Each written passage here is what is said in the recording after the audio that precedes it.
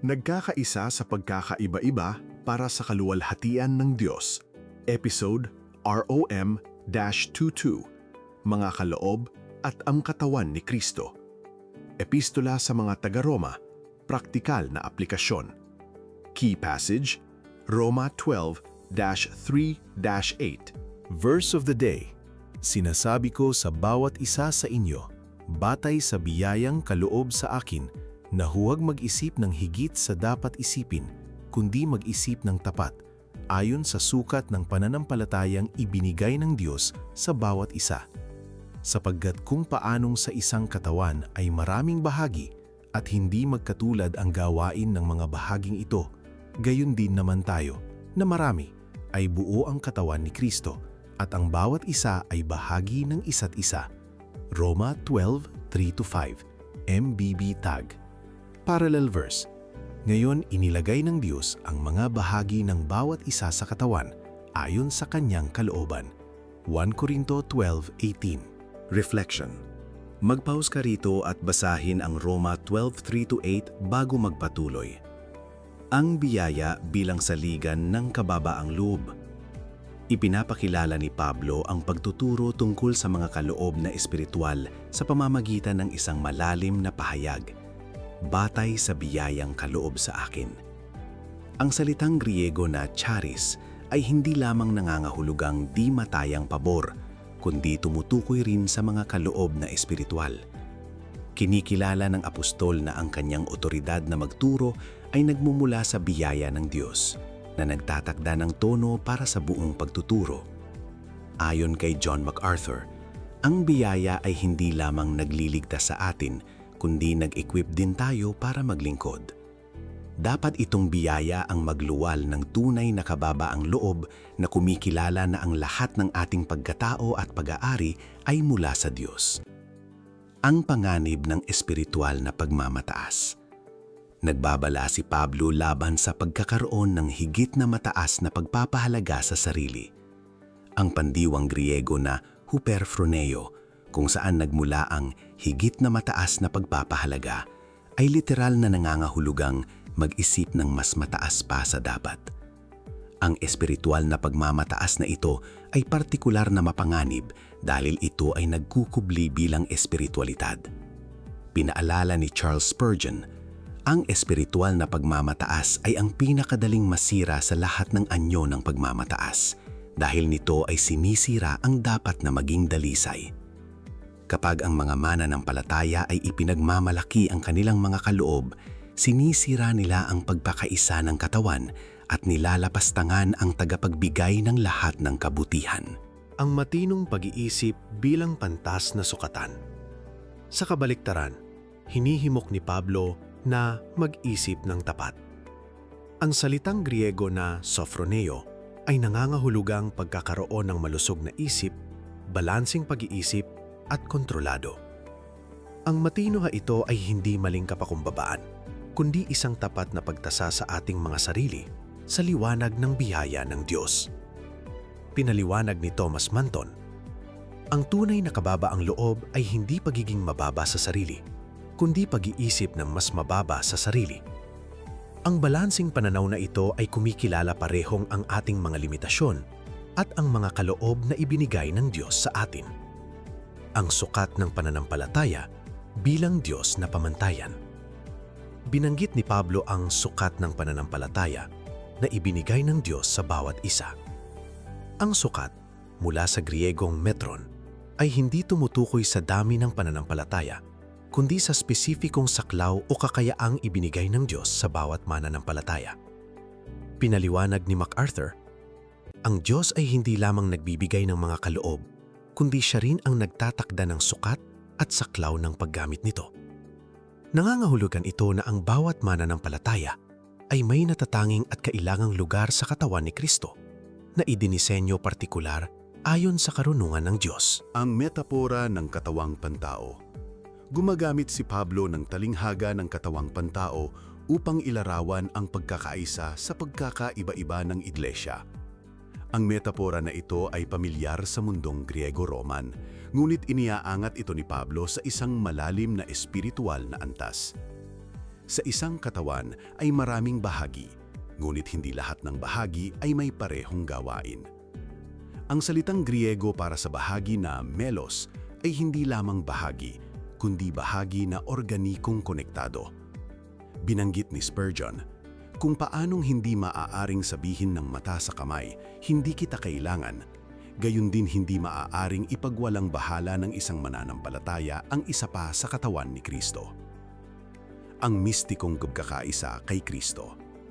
Gayon din tayo na marami ay isang katawan kay Kristo. Ang pagkakaisang ito ay hindi lamang organisasyonal, kundi mistiko at espiritual. Ang preposisyon na Griego na en sa loob ay nagpapahiwatig ng saklaw ng ating pagkatao at pagkakakilanlan. Hindi tayo mga individual lang na nagtutulungan, kundi mga bahagi na organikong nagkakaisa kay Kristo. Ang pakikisama na ito ay tunay na talaga, kaya nasabi ni Pablo na bawat isa ay bahagi ng isa't isa. Ang interdependensya ay hindi opsyonal, kundi konstitutibo ng ating Kristiyanong pagkakakilanlan. Ang mga tiyak na kaloob na inililista. Inililista ni Pablo ang 7 kinatawang kaloob: propesiya, paglilingkod, pagtuturo, pag-uudyok, pamamahagi, pamumuno, at paggawa ng awa. Ang bawat isa ay kailangang gamitin ayon sa sukat ng pananampalataya. Ang propesiya, mula sa Griegong propeteia, ay nangangahulugang pagpapahayag ng salita ng Diyos na may banal na awtoridad. Ang paglilingkod, diakonia, ay sumasaklaw sa lahat ng praktikal na ministeryo.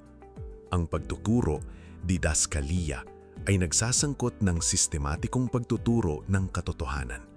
Ayon kay Manton, idinisenyo ng Diyos ang iglesia sa paraang walang labis na kaloob at walang kasapi ang hindi kailangan. Ang pagkakaiba-iba bilang disenyo ng Diyos. Ang iba't ibang kaloob ay hindi aksidente, kundi sadyang itinakda. Ang Diyos ay maaring binigyan ng lahat ng kaloob ang bawat mananampalataya, ngunit pinili niyang ipamahagi ang mga ito upang itaguyod ang interdependensya at kababaang loob. Napunan ni MacArthur, ang kalipunan ng iba't ibang kaloob ay nangangahulugang walang mananampalataya ang makakakilos na mag-isa sa iba. Ang pagkakaiba-iba na ito ay sumasalamin sa mayamang karunungan ng Diyos at sinisiguro na ang bawat aspeto ng ministeryo ay natutugunan ng angkop. Ang mga itinalagang pananagutan. Ipinapahayag na lahat ng miyembro ay bahagi ng isa't isa, ay nagtatatag ng itinalagang pananagutan na lampas sa simpleng pakikipagtulungan. Ang bawat mananampalataya ay may pananagutan sa espiritual na kapakanan ng iba. Gaya ng pinaliwanag ni Spurgeon, hindi tayo mga independenteng may-ari, kundi mga co-administrator ng mga kaloob ng Diyos. Ang katotohanan ito ay nagbunsod ng bagong pananaw sa ministeryo. Hindi tayo naglilingkod para sa ating sariling kaluwalhatian, kundi para sa kapakanan ng katawan. Ang pandiriwang layunin ng mga kaloob. Bagamat hindi ito tahasang binanggit ni Pablo sa tekstong ito, ang panghuling layunin ng lahat ng kaloob ay ang kaluwalhatian ng Diyos at pagtataguyod ng iglesia. Ang mga kaloob ay hindi para sa pansariling pag-angat, kundi para sa sakripisyal na paglilingkod. Binanggit ni Manton, ang mga espiritual na kaloob ay mga banal na kasangkapan para sa mga banal na gawain at kailangang gamitin na may mga banal na motibo. Kapag naintindihan natin ito, ang ministeryo ay nagiging pagsamba at ang paglilingkod ay nagiging alay ng pagpuri. Key message: idinisenyo ng Diyos ang kanyang iglesia bilang katawan kung saan bawat kasapi ay may natatanging kaloob na kailangang gamitin ng may kababaang loob para sa kabutihan ng lahat at kaluwalhatian ng Diyos. Ang katotohanang ito ay nagbabago sa ating pananaw sa Kristiyanong ministeryo na naghahatid sa atin mula sa kompetisyon patungo sa sakripisyong paglilingkod, mula sa pagmamataas tungo sa kababaang loob, at mula sa individualismo tungo sa nagagalak na interdependensya. Kinikilala natin na tayo ay mga sisidlang putik na naglalaman ng banal na kayamanan, tinawag na maglingkod hindi para sa ating kaluwalhatian, kundi para sa pagtataguyod ng katawan ni Kristo. Practical application. Matapat na pagtatasa ng mga kaloob. Maglaan ng regular na panahon upang tukuyin at paunlarin ang mga espiritual na kaloob na ibinigay sa iyo ng Diyos. Humingi ng payo sa mga may edad na leader at obserbahan kung saan pinagpapala ng Espiritu ang iyong serbisyo. Mapagkumbabang paglilingkod sa iglesia.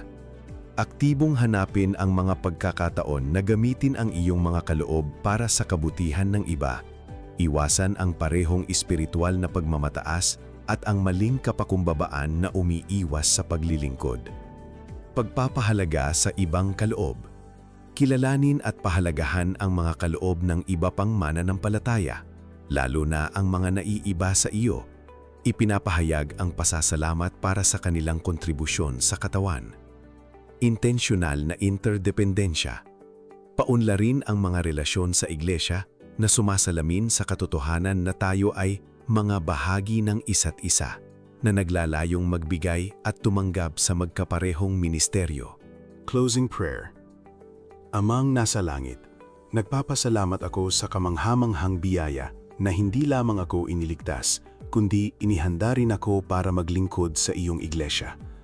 Patawarin mo ako sa aking pagkahilig sa espiritual na pagmamataas at tulungan mo akong mag-isip ng may katinuan, kinikilala na lahat ng aking pagkatao at pag-aari ay mula sa iyo.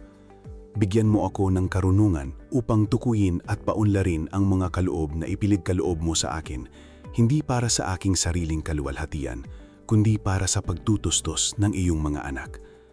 Tulungan mo akong pahalagahan ang mga kaloob ng iba pang mga mananampalataya, lalo na iyong mga naiiba sa akin. Naway maglingkod ako ng may tunay na kababaang loob, laging alalahanin na tayo ay isang katawan kay Kristo, nagkakaisa at nag-uugnay sa pamamagitan ng iyong espiritu. Gamitin mo ako bilang instrumento ng iyong biyaya upang pagpalain ng iba at magbigay kaluwalhatian sa iyong pangalan. Sa pangalan ni Jesus, Amen. The Gelato Ministry.